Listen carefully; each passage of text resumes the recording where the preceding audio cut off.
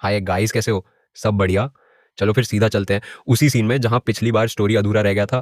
तो अगले सीन में हम जीनिया के फादर को देखते हैं, जो कि उसको एक फोटो दिखा रहा होता है और कहता है कि ये फोटो एक्चुअली श्रापित है, क्योंकि जिस भी इंसान ने इस फोटो को बनाया था वो मर चुका है। और साथ ही यह फोटो जिसके पास जा रही है वो मरता जा रहा है, जिस वजह से सबको लग रहा है कि इस फोटो में एक डीमन अटैच है। जिस वजह से जीनिया, मैंने तुम्हें बुलाया है, अगर ऐसा कुछ है भी तो उसको ठिकाने लगाया जा सकता है। और जीनिया भी इसके लिए मान जाता है, क्योंकि उसका गोल यही है कि वह सारे डीमंस को मार दे। इसके बाद जीनिया ओफू के होटल में चले जाता है खाना खाने के लिए, जहां पर जजी भी आया होता है। वहीं जजीब भी उसको उसी शापित फोटो के बारे में बताता है। हमें पता चलता है कि जेनजी भी उसी फोटो के बारे में रिसर्च कर रहा है, क्योंकि उसको जीनिया की मदद करनी है। जिस वजह से जजी जगह जगह जाकर इंफॉर्मेशन कलेक्ट कर रहा होता है और वह उसी इंसान के पास भी चला जाता है जिसने इस फोटो को बनाया था। तब जेनजी जब उसके घर जाता है, जिसने ये पेंटिंग बनाई थी, और यह अफवाह भी फैल रहा था कि जिसने ये पेंटिंग बनाई है वो मर चुका है, तब जजी देखता है कि आखिर वो मरा नहीं था, वो बस बीमार था। जहां वो बुढ़ा आदमी बोलता है, मेरे ज्यादा एज की वजह से मेरे को बुखार हो गया है दशांति। जब जजी उससे थोड़ा और इन्फॉर्मेशन निकालने की कोशिश करता है तो उसको पता चलता है कि मोटोहारो नाम के एक बंदे ने, जो कि कदोनो विलेज से बिलोंग करता है, उसने इसकी फोटो बनवाने के लिए बोली थी। जहां जीनिया खुश हो जाता है और मोटोहारू के बारे में सोचने लगता है। आखिर कैसे, जब जीनिया छोटा था तो मोटोहारू उसको चीजें सिखाया करता था। फिर वो एक पास्ट को याद करता है जब मोटोहारू मारा जा रहा था, जहां हम देखते हैं मोटोहारू सीरिया और जीनिया को, जहां कदोनो विलेज की गॉडेस मुसीबत में थी और मोटोहारू उसको बचाने के लिए जा रहा था। इन केस अगर कोई डाउट है तो वो गॉडेस मोटोहारू की वाइफ ही थी। जहां मोटोहारू लड़ने से पहले जीनिया को बोलता है, सीरिया का हमेशा ख्याल रखना, क्योंकि मुझे नहीं पता कि आखिर मैं जिंदा लौट पाऊंगा या नहीं।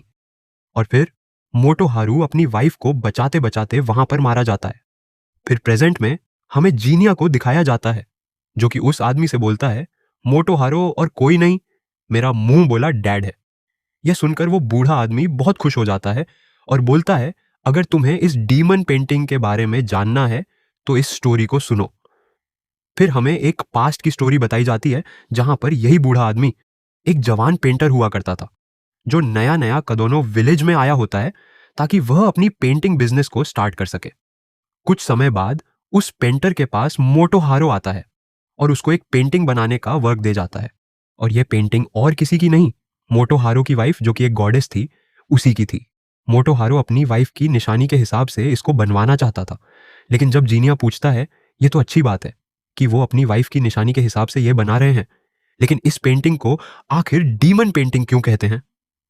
तब वो बूढ़ा आदमी कहता है, हाँ, इसकी भी एक खास वजह है। मुझे यह स्टोरी जानने को मिली है कि जब मोटोहारू छोटा हुआ करता था तब उसकी वाइफ एक स्टोर में काम करती थी, और तब से मोटोहारू की उसके साथ पहचान थी। वह उसे चिढ़ाने के लिए डीमन डीमन कहा करता था। इस वजह से जब मोटोहारू ने उस पेंटिंग को बनवाया तो उस पेंटिंग का नाम उसने डीमन पेंटिंग रख दिया था। बूढ़ा आदमी आगे कहता है, मुझे असल में नहीं पता कि आखिर यह डीमन पेंटिंग को कैसे तुम लोग श्रापित बोल रहे हो, क्योंकि मुझे नहीं लगता कि यह पेंटिंग कभी भी श्रापित हो सकती है। जीनिया यहां पर इंफॉर्मेशन कलेक्ट करने के बाद अपने फादर के पास जाता है और वहां बैठ के इस बारे में डिस्कशन करता है। जहां जीनिया बोलता है, आपको बिल्कुल बेफिक्र रहने की जरूरत है, क्योंकि यहां पर कोई भी डीमन नहीं है। अगले सीन में हमें जीनिया एक चेरी ब्लॉसम ट्री के नीचे खड़ा हुआ दिखाया जाता है, जहां अचानक से एक डीमन आती है और उसको खुद को खरीदने के लिए जीनिया को रिक्वेस्ट करने लगती है। लेकिन जब जीनिया मना कर देता है तो वो डीमन उसके ऊपर अजीब तरीके से चढ़ने लग जाती है। इस वजह से जीनिया के पास उस डीमन को मारने के अलावा कोई भी ऑप्शन नहीं बचता। और जब यहां पर जीनिया उस डीमन को मार देता है, तभी अचानक से एक लड़की वहां पर आ जाती है, जिसका नाम हालो था। वो बोलती है, बहुत बढ़िया, तुमने उस डीमन को मार गिराया जिसने सबको अभी तक बहुत तंग करके रखा था। एक्चुअली वो एक लड़की है जिसके साथ बहुत ही ज्यादा बुरा हुआ था, जिस वजह से वो एक डीमन बन गई। लेकिन वो एक्चुअली यहां पर सबकी जान ले रही थी, जिस वजह से उसको मारना बहुत ज्यादा इंपॉर्टेंट हो गया था। फिर यहां पर हालो बोलती है, अगर मैं भी किसी दिन एक डीमन बन जाऊं तो मैं तुमसे यह वादा चाहती हूं कि तुम मेरे को भी मार दो। लेकिन जीनिया बोलता है, मैं ऐसा नहीं कर सकता, क्योंकि इसके लिए मुझे पैसे चाहिए। इसके बाद हम देखते हैं ओफू और नासू को, जो कि मार्केट में घूम रहे होते हैं। तभी अचानक एक लड़का जिसका नाम आकिसु होता है, वह यहाँ पर ओफू को बुलाता है। जब नासु आकिसु को देखती है तो उसको वो थोड़ा जान पहचान में आता है और उसको ऐसा लगता है कि ये कुछ तो गड़बड़ करने वाला है। लेकिन फिर आकिसु उसको बहुत सारे फीमेल की चीज़ें दिखाने लगता है, जिससे वह बहुत ज़्यादा खुश हो जाती है। और इसके बाद आकिसु उसको एक गोल्डन हेयर पिन भी दिखाता है, जिसको देख के नासु बहुत ज़्यादा खुश हो जाती है और उसको लेके भी वो बहुत ज़्यादा खुश थी। अगले सीन में हमें जीनिया को दिखाया जाता है, जो कि एक डीमन का पीछा कर रहा था। कुछ देर बाद वह डीमन उसको दिखाई देता है, जहां जीनिया उस डीमन का नाम पूछ के उसको एक ही झटके में मार देता है। जहां जिस पर्सन ने जीनिया को उस डीमन को मारने के लिए कहा था, वो पर्सन यहां पर जीनिया को अपना पेमेंट कर देता है। कुछ देर बाद हमें जीनिया को दिखाया जाता है, जो कि हालो के साथ बात कर रहा था, क्योंकि हालो ने उस डीमन की इंफॉर्मेशन दी थी, जिस वजह से जीनिया हालो को भी थोड़े से पैसे दे देता है। इसके बाद हालो बताती है, ऐसा रूमर फैल रहा है कि एक डीमन हंटर ऐसा आया है जो कि शकीगामी का यूज करके डीमंस को मारता है।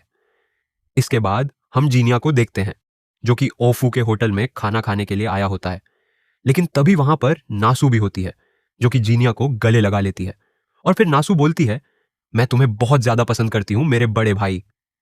जीनिया ये देख के बहुत ज्यादा चौंक जाता है, क्योंकि आखिरकार नासु उसको अपना बड़ा भाई क्यों बोल रही है। और वहां बैठा है जजी, तो बिल्कुल दुखी हो जाता है। क्या मतलब? जजी दुखी क्यों हुआ वो तो उसी को पूछना पड़ेगा कि ये टकला आखिर दुखी क्यों हो रहा है। तभी अचानक से ओफू आके बोलती है, नासु बहुत ही अजीब बिहेव कर रही है जब से उसने ये क्लिप लगाया है। तब जीनिया उसका हेयर क्लिप निकाल देता है, लेकिन हेयर क्लिप निकालने के बाद भी उसमें कोई फर्क नहीं आता। जब सबको पता चलता है कि ये हेयर पिन आखिरकार आकिसु से खरीदा गया है, तब जेंजी बहुत ज्यादा हैरान हो जाता है। क्यों? क्योंकि असल में आकिसु तो बहुत सालों पहले ही मारा गया था। फिर सबको उसका वेट करने के लिए बोल के जीनिया वहां से उसको खोजने के लिए चला जाता है। जीनिया हर जगह आकिसु को खोजता है, लेकिन आकिसु उसको कहीं पर भी नहीं मिल रहा था। और फिर जीनिया को आकिसु को खोजते खोजते शाम हो जाती है, जहां पर आकिसु खुद ही वहां पर चला आता है। और वो आके जीनिया से पूछता है, तुम मुझे हर जगह खोज रहे हो, बताओ तुम्हें मुझसे क्या काम है। और यहाँ आकिसु को यह पता चल चुका होता है कि जीनिया असल में एक डीमन है, और आकिसु ही वो पर्सन होता है जो कि शनिगामी का यूज करके डीमंस को मारता है। जहां वो कुछ अपने वुल्फ शनिगामीज को समन कर लेता है, ताकि वह जीनिया के ऊपर हमला करके उसको मार सके। इसके बाद हम देखते हैं कि आकिसु के शनिगामीज जीनिया के ऊपर हमला करना चालू कर देते हैं, जहां जीनिया उनको एक एक करके काट रहा था। लेकिन क्योंकि वो शनिगामीज थे, तो वह खुद ब खुद समन होते जा रहे थे। जीनिया उनको जितना भी मार ले, शनिगामीज का खत्म होने का नाम ही नहीं आ रहा था। तब जीनिया बहुत ही स्पीड से आकिसु की तरफ बढ़ता है और उसको बीच में से काट देता है। लेकिन आकिसु को कुछ भी नहीं होता, क्योंकि वो तो ऑलरेडी मर चुका है। और जो आकिसु उसके सामने खड़ा है, वो और कोई नहीं, एक परछाई है। तब शनिगामीज फिर से जीनिया पे हमला कर देते हैं, लेकिन इस बार जीनिया अपनी डीमन पावर का यूज करके उन शनिगामीज को अपने अंदर अब्सॉर्ब कर लेता है। और ये देखकर आकिसु बिल्कुल चौंक गया था, क्योंकि उसको पता ही नहीं था कि जीनिया किसी की पावर्स को भी अब्सॉर्ब कर सकता है। इसके बाद जीनिया उसी के शकीगामीज को उसी के ऊपर छोड़ देता है, जिस वजह से वो उसको मारने के लिए जाते हैं। जहां पर आकिसु जीनिया से माफी मांगने लगता है, जहां जीनिया आकिसु से कहता है, अपना मुंह खोलो और अपने बारे में सब कुछ बताओ। लेकिन आकिसु ये सब करने से मना कर देता है। जहां जीनिया कहता है, तुम्हारे पास दो ऑप्शन है। पहला यह कि या तो मैं तुमको एब्जॉर्ब कर लूंगा और उसके बाद खुद ही देख लूंगा कि तुम्हारी मेमोरीज में क्या क्या है, और दूसरा यह है कि तुम मुझे खुद ही ये सब बता दो। जिस वजह से आकिसु को लगता है मैंने कि दूसरा ऑप्शन ही सबसे ज्यादा बेस्ट है। लेकिन फिर आकिसु जीनिया से रिक्वेस्ट करता है, प्लीज मुझे अपने डॉल्स कलेक्ट कर लेने दो। जब आकिसु अपने डॉल्स को कलेक्ट कर रहा था, तब जीनिया पूछता है, आखिर ये डॉल्स क्या हैं? तब आकिसु बोलता है, ये डॉल्स के अंदर कुछ इमोशंस हैं, जिस वजह से ये लोग डीमन में कन्वर्ट हो पाते हैं। और इसके बाद जीनिया उस हेयर पिन के बारे में पूछता है, जो कि नासु के सिर में लगा हुआ था। और उस बात को सुन के आकिसु को सब समझ आ जाता है कि जीनिया आखिरकार उसको क्यों खोज रहा था। फिर वो जीनिया को कुछ बताता है, जिससे नासु ठीक हो जाएगी। इसके बाद जीनिया नासु के पास जाता है और कहता है, मुझे माफ कर दो, मैं तुम्हारा बड़ा भाई नहीं हूं। मैं सुजूने को भी नहीं बचा पाया और मैं अपनी मां को भी नहीं बचा पाया। लेकिन तब नासु उसको समझाते हुए कहती है, ऐसा नहीं है, आपने हमेशा उनकी हेल्प करने की कोशिश की थी। मुझे पता है कि आप बिल्कुल भी बुरे इंसान नहीं हो, जिस वजह से मैं आपको बहुत ज्यादा पसंद करती हूं। और इसके बाद हम देखते हैं कि जीनिया यहां पर नासु को वही स्टिक देता है जो कि शॉप ओनर ने दी थी। और जैसे ही जीनिया वो स्टिक उसको देता है तो नासू बहुत ज़्यादा खुश हो जाती है, और नासू इतना ज़्यादा खुश थी कि वो अपने हेयर पिन को खोल देती है और उसके साथ स्टिक को मर्ज कर देती है। जैसे ही ये दोनों मर्ज होते हैं, वो एक गोल्डन बर्ड में कन्वर्ट हो जाता है। वो चीज़ देखने में सच में बहुत ज़्यादा खूबसूरत लग रही थी और वह खुशी-खुशी आसमान में उड़ जाता है। जैसे ही वो चीज़ उड़ती है, नासू यहाँ पर बेहोश हो जाती है और जीनिया के ऊपर गिर जाती है। हालांकि यह सब प्लान आकिसू का ही होता है, क्योंकि उसी ने बताया था कि यह सब करने से नासू की प्रॉब्लम ठीक हो सकती है। इसके बाद जीनिया आकिसू को पूछता है कि आखिर ये बर्ड उड़ के कहाँ गया होगा, जहां आकिसू बोलता है ऐसी बर्ड्स अक्सर वहीं पर उड़ के जाती हैं जहां उन्हें रहना सबसे ज्यादा पसंद है। और सब ठीक हो जाने के बाद आकिसू वहां से जा रहा होता है, जहां पर जीनिया उससे पूछता है, तो क्या तुम मेरे जैसे एक डीमन को छोड़ के जाना चाहते हो? जहां आकिसू बोलता है, हाँ, मुझे तुम बुरे डीमन तो नहीं लगते, लेकिन ये चीज का जरूर ध्यान रखना कि हो तो तुम एक डीमन ही, जिस वजह से तुम्हारे ऊपर बहुत सारे खतरा आगे आ सकते हैं। तो जीनिया, तुम्हें थोड़ा सा संभल के रहना होगा। इसके बाद सीन चेंज होता है और हमें सब कुछ नॉर्मल दिखाया जाता है, जहां नासू शर्मा रही होती है क्योंकि उसको वह सब यादें याद होती हैं जो कि उसने जीनिया के साथ की थी। और ये सब जानने के बाद तो जिंजी उसको बहुत ज्यादा चिढ़ा रहा था, जहां पर उसको एक मुक्का पड़ जाता है और नासू अभी भी समझ नहीं पा रही थी आखिर वो जीनिया का सामना कैसे करे। दूसरी तरफ हम जिंता को एक शाइन में देखते हैं, जहां पर वो अपनी ओल्ड मेमोरीज को याद कर रहा था और उसे यह याद होता है कि उस शाइन का नाम जिंता शाइन रखा था। और वो यह सुन के बहुत ज्यादा इमोशनल हो जाता है, क्योंकि यह काम कदोनो विलेज के चीफ ने ही किया होता है, ताकि जिंता को अगर कभी एक अपनी घर की जरूरत पड़े तो वह उस शाइन को अपना घर कह सके। अगले सीन में हमें नाव को दिखाया जाता है, जिसके पास हार्लट आके खड़ी होती है, क्योंकि वहां पर बहुत जोर से बारिश हो रही थी। और अपना नाव उसको देखते साथ ही हार्लेट के ऊपर फिदा हो जाता है और उसको चुपके से बार बार देखने लगता है। लेकिन हार्लेट उसको पकड़ लेती है, जिस वजह से नाव उससे माफी मांगता है और हार्लेट हंसने लगती है। वो दोनों बात कर ही रहे थे, तभी नाव को दूर कहीं पर एक परछाई दिखने लगती है, जो कि उसको अपने भाई की तरह दिख रही थी। लेकिन जब हार्लेट उस परछाई को देखती है तो वह बहुत ज्यादा डर जाती है, क्योंकि वो परछाई उसको कुछ और ही दिख रही थी। और उसके अगले दिन भी कुछ ऐसा ही होता है, जहां पर फिर से बारिश हो रही थी और दोनों यहां पर ही फंस जाते हैं। और दोनों बात कर ही रहे थे कि फिर से वह परछाई नाव को दिखने लगती है, जो कि उसको अपने बड़े भाई की तरह ही लग रही थी। लेकिन हार्लेट को कुछ और ही लग रहा था, जिस वजह से वह फिर से डर जाती है और नाव उसको प्रोटेक्ट करने के लिए उसके सामने आ जाता है। और जैसे ही नाव उसके सामने आता है तो वह परछाई खुद गायब हो जाती है। ये सब नाव को कुछ भी समझ नहीं आ रहा था, जिस वजह से नाव जीनिया के पास जाता है और जीनिया को ये सब बातें बताता है। जीनिया बहुत सारी इंफॉर्मेशन भी कलेक्ट करता है, और जब भी वो उस डीमन को मारने के लिए जाता था तभी बारिश हो जाती थी और वो डीमन बच जाता था, जिस वजह से वो बहुत ज़्यादा टेंशन में था। तब वहां पर ओफू आती है और बोलती है, कोई बात नहीं, तुम एक दिन वो डीमन को ज़रूर पकड़ लोगे। अगले सीन में हमें दिखाया जाता है कि नाव भी वहीं पर आ जाता है और नाव आकर सबको बोलता है, हार्लेट मेरे को पसंद आ गई है, तो मुझे बताओ कि आखिरकार मैं हार्लेट को कैसे इंप्रेस कर सकता हूँ। जहां नासू बोलती है, तुम्हारे और हार्लेट के बीच में बहुत ज्यादा डिफरेंस है, तो तुम यह चीज को तो भूल ही जाओ। लेकिन नाव को तो हार्लेट से बिल्कुल सच्चा वाला प्यार हो चुका था, जिस वजह से उसको कुछ भी करके हार्लेट चाहिए था। यह डेडिकेशन देख जिंजी तो सच में बहुत ज्यादा खुश हो जाता है और उसको अपना प्लान बताता है। यहाँ बहुत सारे गुंडे हार्लेट के ऊपर हमला कर देंगे, लेकिन तभी नाव आके उसको बचा लेगा और हार्लेट उसके प्यार में गिर जाएगी। लेकिन तभी ओफू और नासू मना कर देते हैं और कहते हैं, आखिर जिंजी, तुम इतने बेकार आइडिया कहां से लाते हो? इसके बाद हमें बहुत दिनों बाद का सीन दिखाया जाता है, जहां पर नाव अभी नासू के स्टोर का मैनेजर बन चुका था, जिस खुशी में वह सबको पार्टी देना चाहता था। और वो यहां पर वाइन खरीदने के लिए जाता है।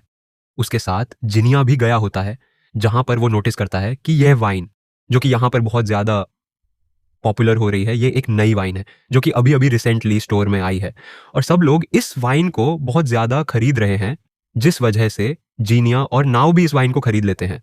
और इसके बाद जब वो लोग पार्टी करने बैठते हैं तो यहाँ पर नाव उस वाइन को पीते साथ ही थूक देता है, क्योंकि वह बहुत ज्यादा कड़वा था। और जीनिया भी जब उस वाइन को पीता है तो उसको वो वाइन थोड़ा सा अजीब लगता है और वो सोचता है कि आखिर सब लोग इस वाइन को कैसे पी रहे हैं। अगले सीन में हम हार्लेट और जीनिया को देखते हैं, जो कि एक ब्रिज के ऊपर खड़े थे, क्योंकि हार्लेट जीनिया को बहुत सारी इंफॉर्मेशन लाके देती है। तो जीनिया हार्लेट से रिक्वेस्ट करता है वो इस पॉपुलर वाइन के बारे में कुछ पता लगाएं। इस वाइन के अंदर कुछ अजीब सा नशा है कि अगर कोई एक आदमी उसको एक बार गलती से भी पी लेता है तो उसको इस वाइन का बहुत ही गंदा वाला नशा हो जाता है। और अभी नाव को इस वाइन की लत लग चुकी थी और हम देखते हैं कि नाव इस वाइन को पिए जा रहा था। और जीनिया एक डीमन है जिस वजह से उसको पर इसका नशा नहीं हुआ था। हम देखते हैं कि नाव यहां पर बैठ के वाइन पिए जा रहा था, जहां पर जीनिया और नासू उसके पास जाते हैं। लेकिन क्योंकि नाव वाइन के नशे में था, जिस वजह से वो यहां पर नासू को इधर उधर का बोले जा रहा था, जहां जीनिया नाव को रोकता है। लेकिन नाव यहां पर जीनिया के ऊपर ही हमला करने लगता है, जहां जीनिया को नाव को बेहोश करना पड़ता है। लेकिन नाव के बेहोश होते साथ ही बाकी जितने भी जन उधर बैठे थे, सब जीनिया के ऊपर हमला करने लगते हैं। तभी एक आदमी नासू के ऊपर हमला करने लगता है, लेकिन तभी कुछ उड़ता हुआ आके नासू को बचा लेता है। और हमें पता चलता है कि आकिसू भी यहीं पर होता है, जो कि जीनिया की हेल्प कर रहा था। और इसके बाद जब नाव को होश आता है तो उसे पता लगता है कि आखिर उसने कितनी बड़ी गलती कर दी, जिस वजह से वो नासू से माफी मांगने लगता है। और नासू बोलती है, मुझे पता है कि तुम चाहकर भी मेरे बारे में कुछ बुरा नहीं सोच सकते, और क्योंकि तुम नशे की हालत में थे तो मैं तुम्हें कुछ बोल भी नहीं सकती, तो मैं तुम्हें माफ करती हूं। इसके बाद हम जीनिया और आकिसू को देखते हैं, जो कि बात कर रहे थे कि आजकल इस वाइन के लिए लोग एक दूसरे को भी मार रहे हैं। आकिसू यह बोलता है, मुझे पता चला है कि सिर्फ इधर ही नहीं, और भी जगह पर इस वाइन को लेकर लड़ाइयां चल रही हैं, और शायद से मुझे एक लड़की के बारे में पता है जिसके पीछे इन सब का हाथ हो सकता है। इसके बाद दोनों उधर चले जाते हैं जहां पर यह वाइन प्रोड्यूस हो रही थी।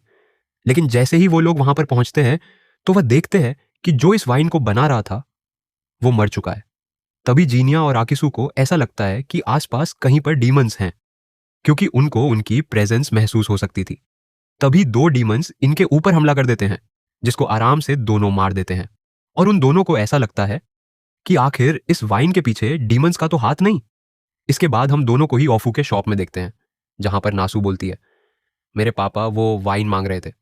जहां जीनिया नासू को बोलता है, तुम्हारे पापा को मना कर दो कि यह वाइन ना पीने के लिए, क्योंकि अभी हमें पता लगाना होगा कि आखिर यह वाइन कहां से आ रही है। तब नासू इस बात को समझती है और उसके पापा को यह वाइन नहीं देती। इसके बाद हम देखते हैं जीनिया, आकिसू और हार्लेट को, जहां पर हार्लेट आई होती है कुछ इंफॉर्मेशन लेके, जहां उसे यह तो नहीं पता चलता कि आखिर ये वाइन किस चीज से बनाई जा रही है और आखिरकार इसका रूट कॉज क्या है। लेकिन वो जीनिया को इतना बताती है कि ये वाइन एक बहुत बड़ी शॉप में बिकती है, और जीनिया, शायद तुम उस ओनर को जानते हो, क्योंकि वो बोल रहा था कि तुमने शायद उसकी एक बार डीमन को मार के हेल्प की थी। और इसके बाद हार्लेट एक गोल्डन हेयर वाली लड़की के बारे में बताती है, जो कि ओनर के पास बार बार आती जाती देखी गई है। तब जीनिया को उसकी बहन के बारे में याद आता है, क्योंकि उसके बाल भी गोल्डन कलर के थे। और जीनिया को तो यह विश्वास भी नहीं हो रहा था कि इन सब के पीछे उसकी बहन हो सकती है। और गाइस, इसी के साथ यह सीजन खत्म होता है। अभी तक इसका सीजन 2 नहीं आया, लेकिन इसका सीजन 2 आते साथ ही मैं इसका एक्सप्लेन भी आपके लिए ले आऊंगा। शायद अगले सीजन में हमें नासू वर्सेस उसकी बहन सुसुने का फाइट भी देखने को मिल सकता है। तो तब तक के लिए आप इस चैनल को सब्सक्राइब कर लीजिए, ताकि जब भी वो सीजन 2 की वीडियो डालूं वो आप तक जरूर से पहुंच सके।